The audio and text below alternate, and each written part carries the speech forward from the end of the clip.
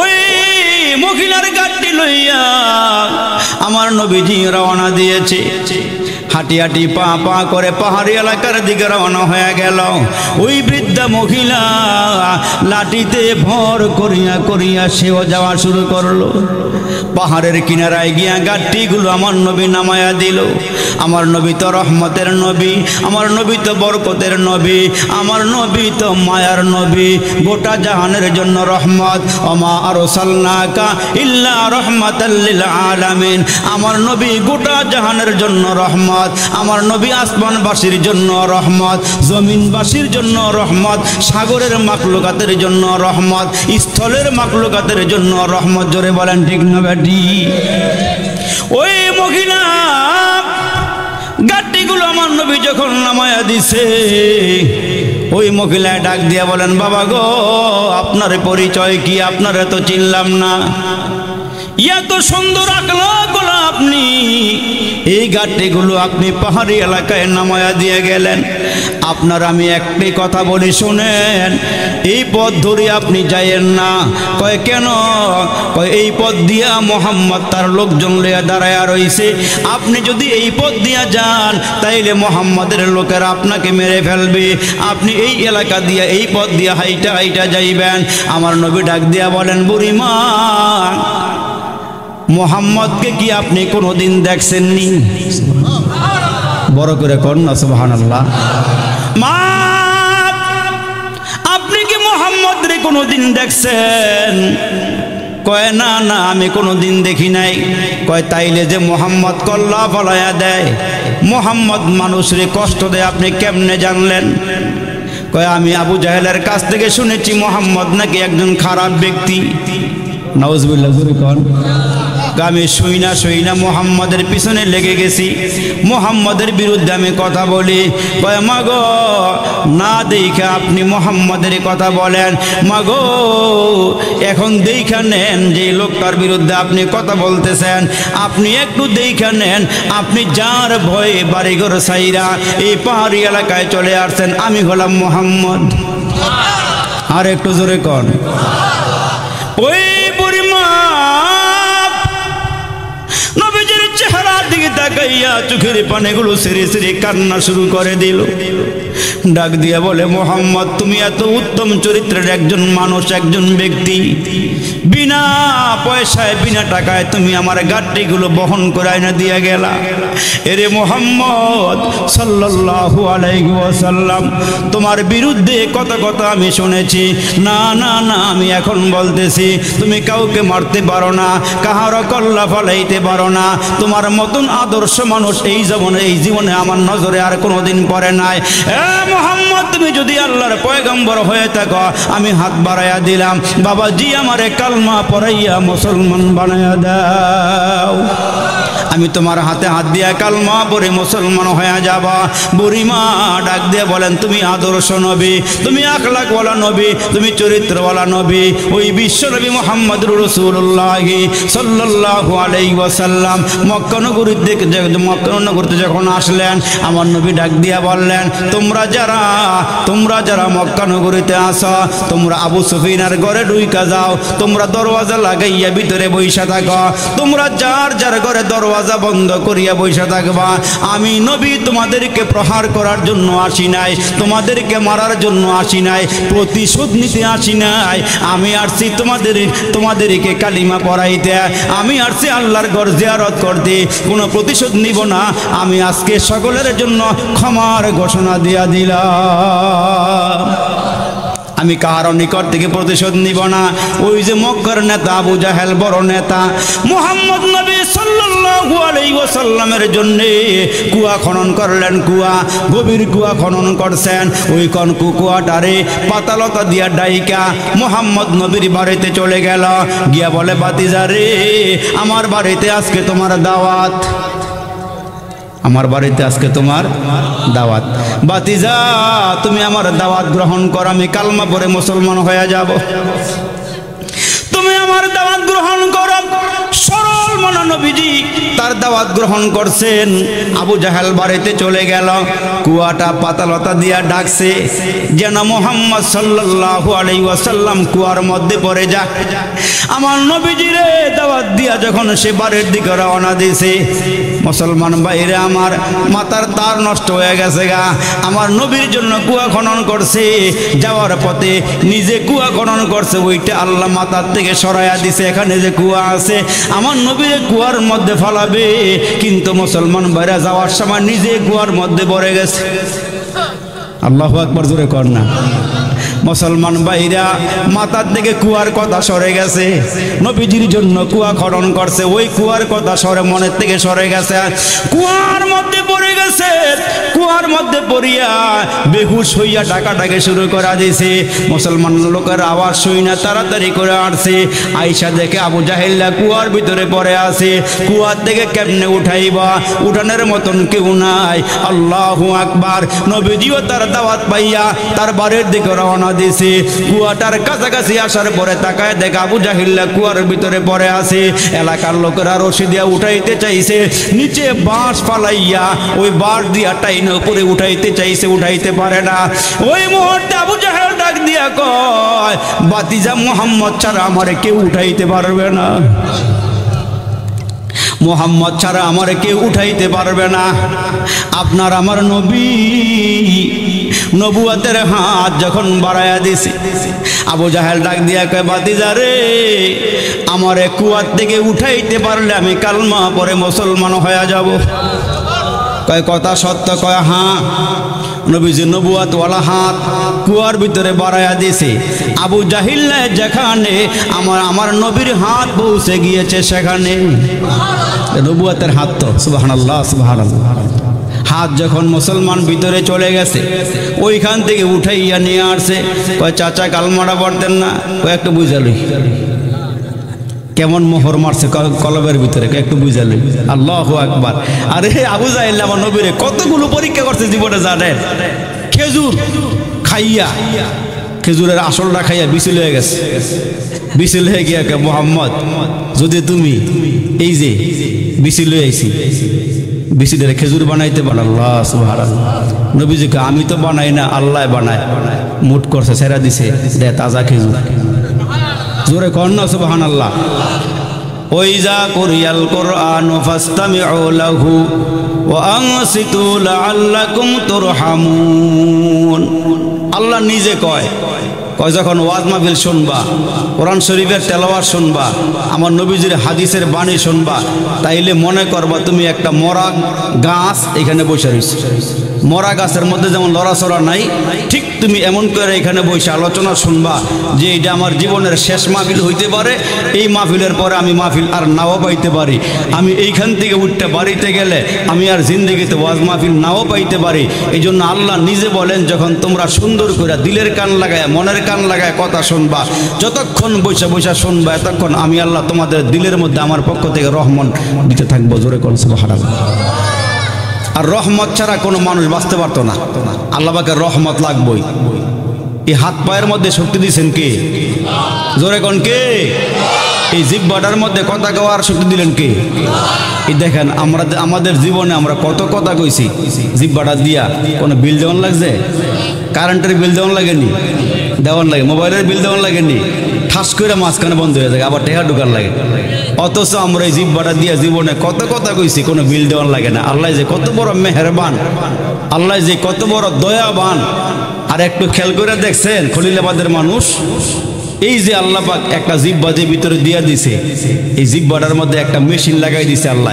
এই মেশিনটা দেখাও যায় না, ধরাও যায় না, ছোঁয়াও যায় না, কিন্তু একটা মেশিন আছে। এই মেশিনটা দিয়ে খাবারের মজা বোঝা যায়। পোলট্রি মোরগের মজা একরকম, দেশি মোরগ মুরগির মজা আরেক রকমের। হাঁসের গোশটা দিলে এটার মজাটা আরেক রকম। খাসির গোশতের মজা, গরুর গোশতের মজা, মহিষেরটা মনে একরকমই লাগে নাকি? একটু আলাদা আলাদা। হ্যাঁ, পুষ্কুনির মাছের মজা এক রকমের, নদীর মাছের মজা আরেক রকমের, সাগরের মাছের মজা আরেক রকমের। জিহ্বাটা যে একটা ওই। এই কারিগরটা কে? একটু জোরে কোন লাগবো আল্লাহর নামটা। কারিগরটা কে? কারিগরটা আমার আল্লাহ। ওই আল্লাহর আমরা চিনি না। এই জন্য আল্লাহ রসুল বলছেন মান তাফাক্কারা সাআতান ফি খালকিল্লাহি খায়রুম মিন ইবাদাতি সিত্তিনা সানা। কোন বান্দা যদি জমিনে বৈশা আসমানটা আল্লাহ বানাইলে কত সুন্দর করে একটা খাম্বা দেয় নাই, জমিনদার আল্লাহ কত সুন্দর করে বিছানা বানাই দিছে, সাগরের মধ্যে আল্লাহ যে কত মাটি কেটে গভীর বানাইছে, আবার পাহাড়গুলোকে আল্লাহ মাটি একসাথ কইরা কত ওসা বানাইছে। এই কারিগরটা কে? যদি একটু চিন্তা করে আল্লাহ বানাইছে। আমরা নবী কয় তুমি যদি একটা ঘন্টা চিন্তা করো তোমার 60 বছর নফল ইবাদত করার সব আমলনামায় আল্লাহ লিখে দেন। একটু চিন্তা করলে যে কারিগরটা কে? এ আমার মুসলমান বাবাজিরারি, এরে আমার যুবক ভাইরা মাহফিলের মধ্যে আসছেন, মাহফিলে বসছেন। এই বসাগুলো হাসরের কঠিন ময়দানে আল্লাহ নেকের পাল্লার মধ্যে ওজন দিবেন। এই বসাগুলো দিয়ে আল্লাহ হাসরের কঠিন ময়দানে নেকের পাল্লার ওজন বাড়ি করে আপনারে আমারে মাফ কইরা চিরস্থায়ী জান্নাতের মেহমান বানায়া দিবে। দুনিয়ার ঘরবাড়ির কোনো ভ্যালু নাই, কোনো গ্যারান্টি নাই। 1 কোটি টাকা খরচ করে আপনি একটা বিল্ডিং বানাইছেন, কিন্তু কয়দিন থাকবে এটার কোনো গ্যারান্টি আছে? জোরে কর না আছে? ও ছাই রয়েছে কয় না উনি আসেনিও নাই। যত দামি বিল্ডিং বানান এটার কোনো গ্যারান্টি নাই, যে কোনো মুহূর্তে আমাকে এই ঘর ছাইরা যাওয়ান লাগবে আর একটা ঘরের মধ্যে। ওই ঘরের নামটা কি বলেন? ওই ঘরের নাম কি? ওই ঘরের নাম হইলো কবর। কিন্তু ওই কবরের নাই খবর, ওই কবরের নাই খবর। আর একা যাবে একা, সঙ্গে নিবা কি? সঙ্গে নিবা দুটো নাম আল্লাহ আর নবী। কবর দেশে বাড়ি আমার, কবর দেশে ঘর। কবর দেশে কেউ নাই রে ভাই, সবাই আমার পর। মাটি হতে জন্ম নিলাম, মাটিতে মরণ। মাটি হতে উঠতে হবে, রাখি অসরণ। কবরের থেকে আমাদেরকে উঠাইব। আমরা কিন্তু ছোটবেলা ইমান আনালে একটা কালমা পড়ছিলাম, আমানতু বিল্লাহি ওয়া মালাইকাতিহি ওয়া কুতুবিহি ওয়া রুসুলিহি ওয়াল ইয়াউমিল আখিরি ওয়াল কদরি খাইরিহি ওয়া শাররিহি মিনাল্লাহি তাআলা ওয়াল বাসি বাদাল মউত। মিনাল্লাহি তাআলা ওয়াল বাসি বাদাল মউত। মৃত্যুর পরে আমাদেরকে আবার উঠতে হবে, এই কথার উপর আমরা ইমান কিন্তু আনছি যে আল্লাহ মরার পরে আবার তোমার সামনে আমাদেরকে দাঁড়াইতে হবে। এ আমার মুসলমান যুবকেরা রে, আমার আল্লাহ ডাক দিয়ে কয় মানুষ শোনো, আমি আল্লাহ যোগে যোগে নবী রাসূল দুনিয়াতে পাঠাইলাম। ১৬ লক্ষ নবীর আগমন দুনিয়াতে হইছে। কোন নবীকে আল্লাহ একটা সমাজের জন্য নবী বানাইছেন, আবার কোন নবীকে আল্লাহ একটা গ্রামের জন্য নবী বানাইছেন, আবার কোন নবীর আল্লাহ একটা থানার জন্য নবী বানাইছেন, পয়গম্বর বানাইছেন। আর আল্লাহ ডাক দিয়ে কয় নবী গো, আপনাকে কোন গ্রামের শহরের এলাকার নবী বানাই নাই, আমি গোটা দুনিয়ার সব মাখলুকাতের নবী আপনারে বানাইলাম। একটু খেয়াল করে দেখছেন আমগো নবীর দাম কত, আমগো নবীর সম্মান কত? এ আমার মুসলমান বাবাজিরা রে, আমার আল্লাহ ডাক দিয়া কই নবী, আপনারে গোটা দুনিয়ার জন্য আমি পয়গম্বর বানাইছি। আপনি আসমানের নবী, জমিনের নবী, কুল কায়নাতের নবী। আমার আল্লাহ ডাক দিয়া কয় আমার নবীর যেমন দাম আমার কাছে, আমার নবীর উম্মতেরও তেমন দাম। আমার নবীর যেমন দাম আমার নবীর উম্মতেরও তেমন দাম। এ আমার বাবাজিরা রে, যেদিন আপনার আমার নবী দুনিয়াতে আগমন করবে, নবীজির সুসংবাদ যখন হয়ে গেল চতুর্দিকে, নবীজি দুনিয়াতে আসতেছেন, আসমানবাসী আল্লাহর একটা দরখাস্ত দিয়া বলে, আল্লাহ নবীজিরে আসমানে পাঠাইলে আমরা নবীরে পাইয়া আসমানবাসী ধন্য হইতাম। জমিনবাসী আল্লাহর একটি দরখাস্ত দিয়া কয়, মালিক এমন দামি নবী, দামি পয়গম্বরকে যদি জমিনে পাঠাইতা,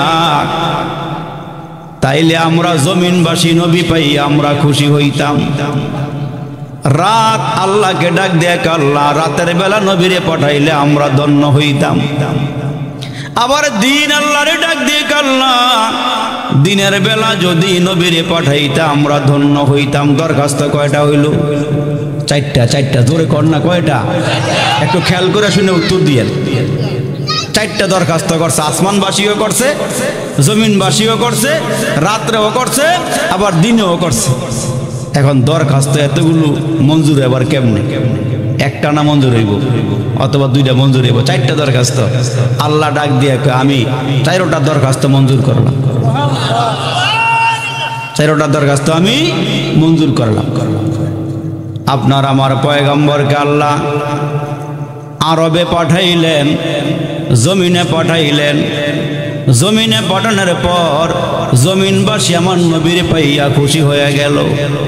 দেখেন নবীর এমন একটা জায়গা পাঠাইছে, একেবারে সারা বিশ্বের মিডিয়াল পয়েন্ট হলো সৌদি আরব। সুবহানাল্লাহ, জোরে কর। নাবি এই নাবির মধ্যে আমার নবীরে পাঠাইছে। আল্লাহু আকবার। নাবির মধ্যে নবীরে পাঠাইছে, মাঝখানে পাঠাইয়া আল্লাহু আকবার চতুর্দিকে দেখবেন। মাঝে মাঝে যদি খিচুড়ি খান, 4-5 জন একসঙ্গে বৈশা, মনে করেন খিচুড়ির মাঝখানে, গরম খিচুড়ির মাঝখানে যদি আপনি ঘি দেন, তো একসাথে কয়েকজন খানা খাইতে বসছে, গরম খিচুড়ি মাঝখানে দিয়েছে ঘি, তো ওইখানে 4-5 জনের মধ্যে একজন হচ্ছে সালাক। হ্যাঁ, চিন্তা করছে মাখা দিলে যদি কম পাই, তো উনি মাঝখান থেকে একটা ড্রেন করছে নিজের দিকে। তো গরম খিচুড়ির মধ্যে মাঝখানে যদি ঘি ডাইলা দেয়, এটা গইল্লা কোন দিকে যাইব? ট্রেনের দিকে না?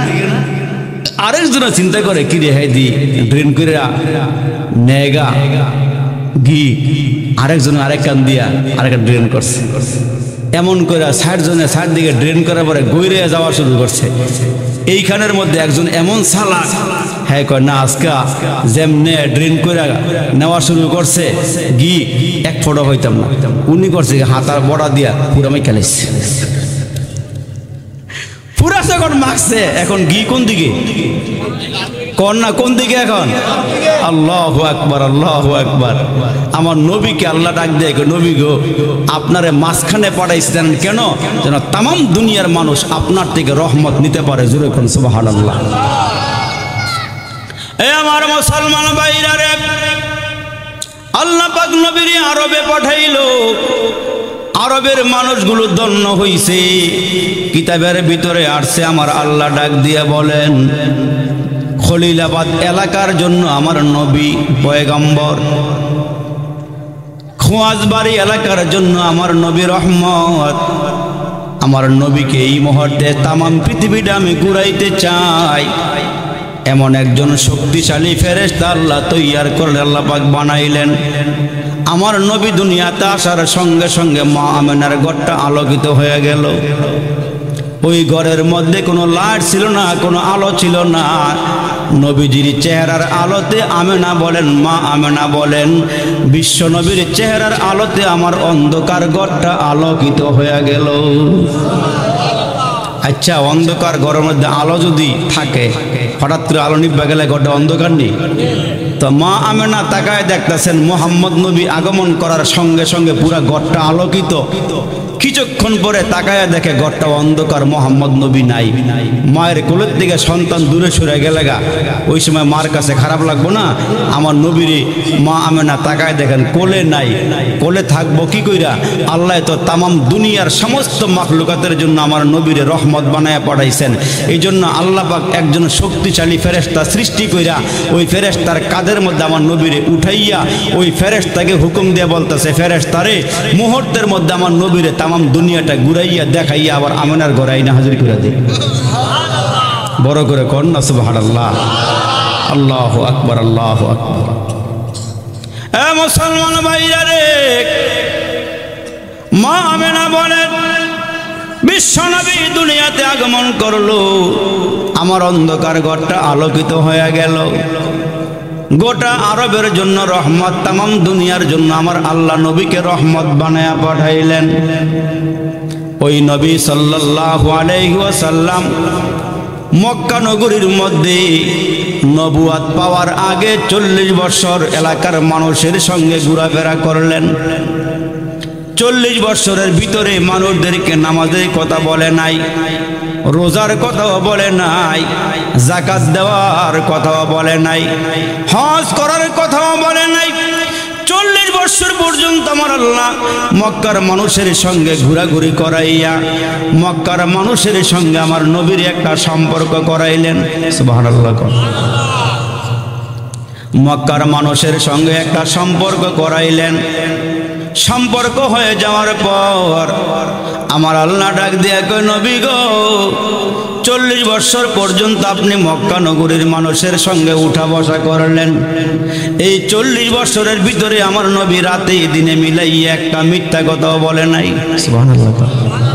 আচ্ছা, আমরা কোন দেখি আমাদের হায়াতের জীবনে দুই একটা মিথ্যা কথা আসেনি?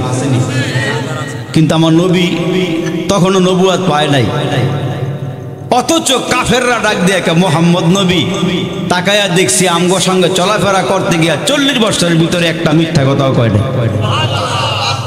কাফেররা নবীজির আদর্শ দেখা, চরিত্র দেখা কাফেররা উঠটা বলতেছে মোহাম্মদ সত্যবাদী, মোহাম্মদ বিশ্বস্ত, আমানত নেতার কাছে রাখলে নেতা খাইয়া লাই, কিন্তু মোহাম্মদের কাছে রাখলে যেমনে রাখে এমনি আমরা পাই। কেমন নবীও! আল্লাহু আকবার।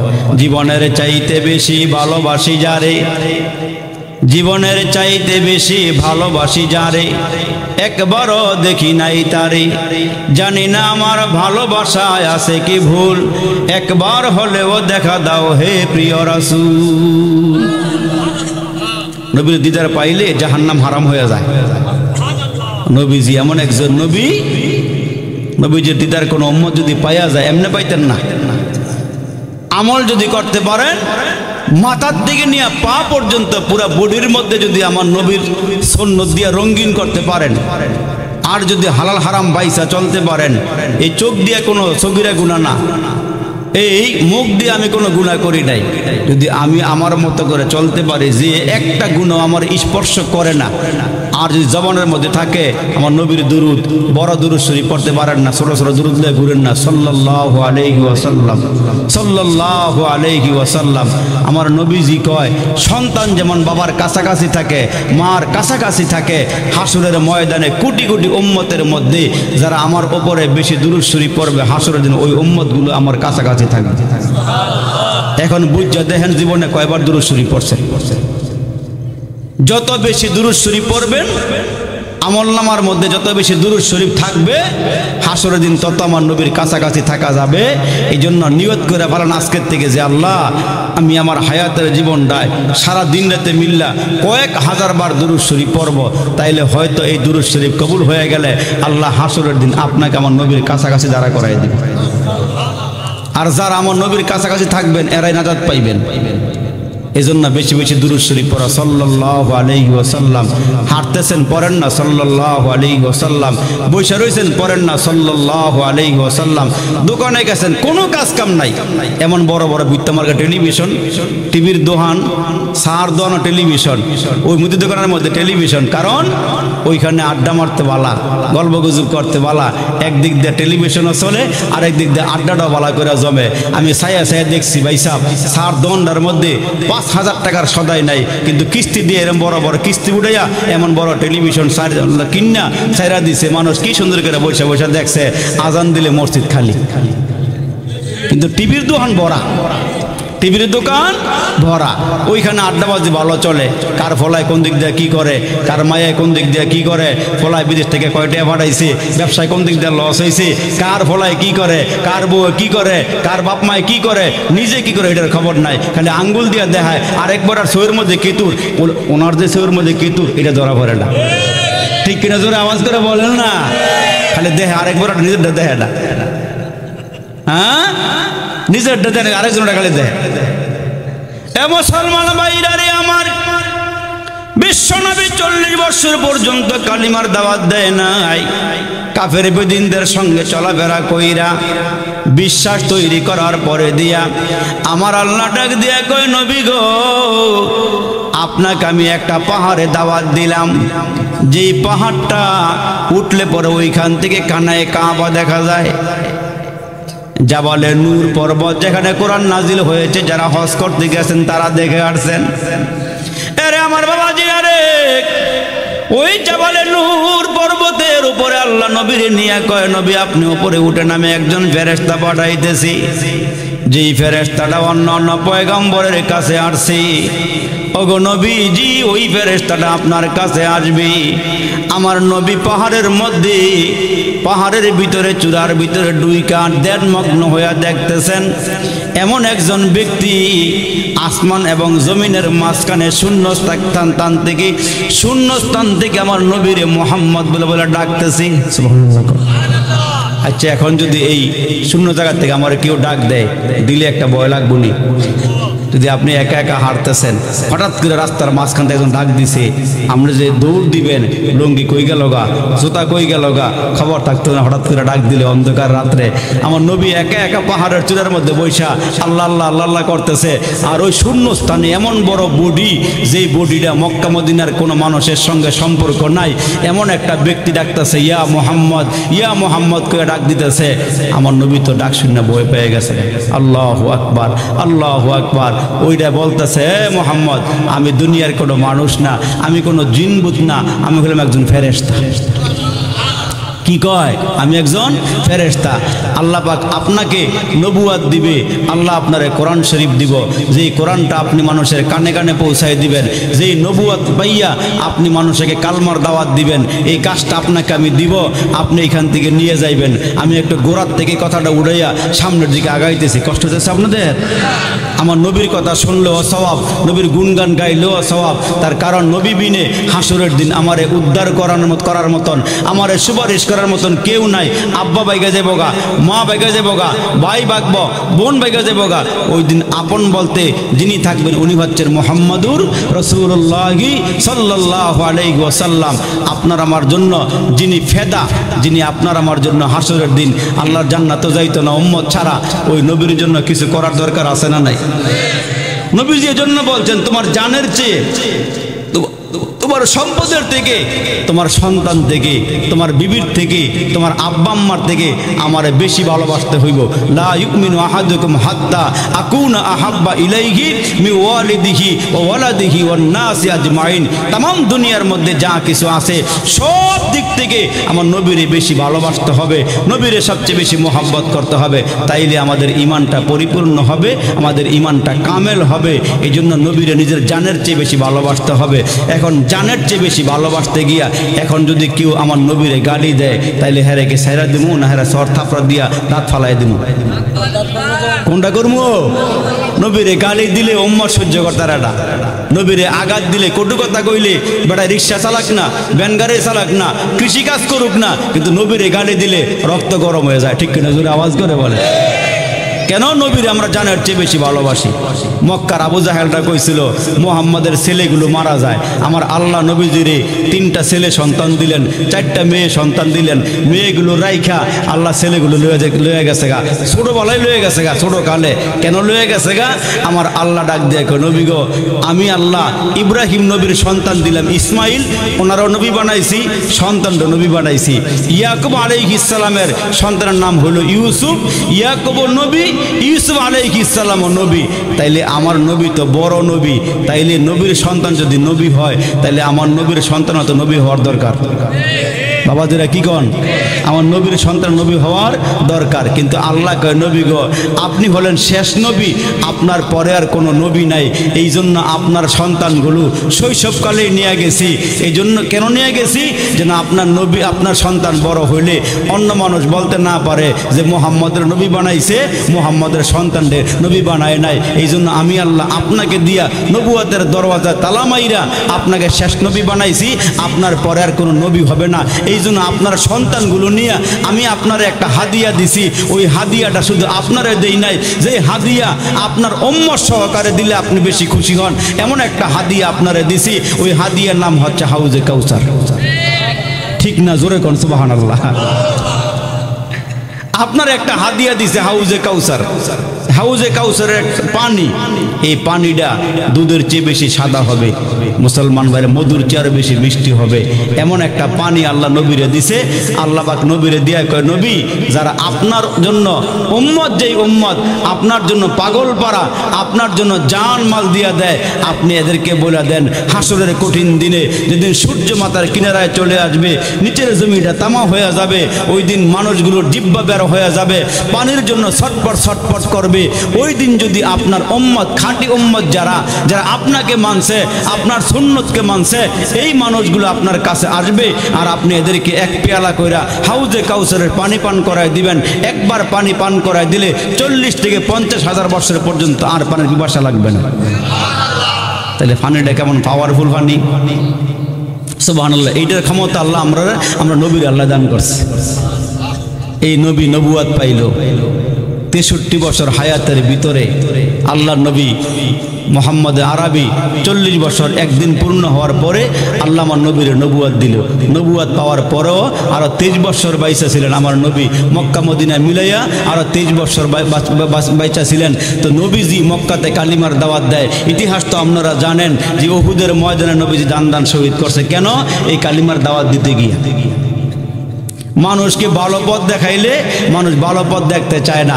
কাফের বেদিনরা নিজের হাতে মূর্তি বানায়া মূর্তির পূজা করে, শিরকি কাম করে, বেদাতি কাম করে। মুসলমান ভাইরা মরা গরু খাইয়া লায়, মরা ছাগল খাইয়া লায়, মরা মুরগি খাইয়া লায়, বা মা কোনটা বোন কোনটা এরা চিনে না, হারাম কাজ করে ফেলায়। ওই মানুষগুলিকে রাসূল ডাক দিয়ে ভালো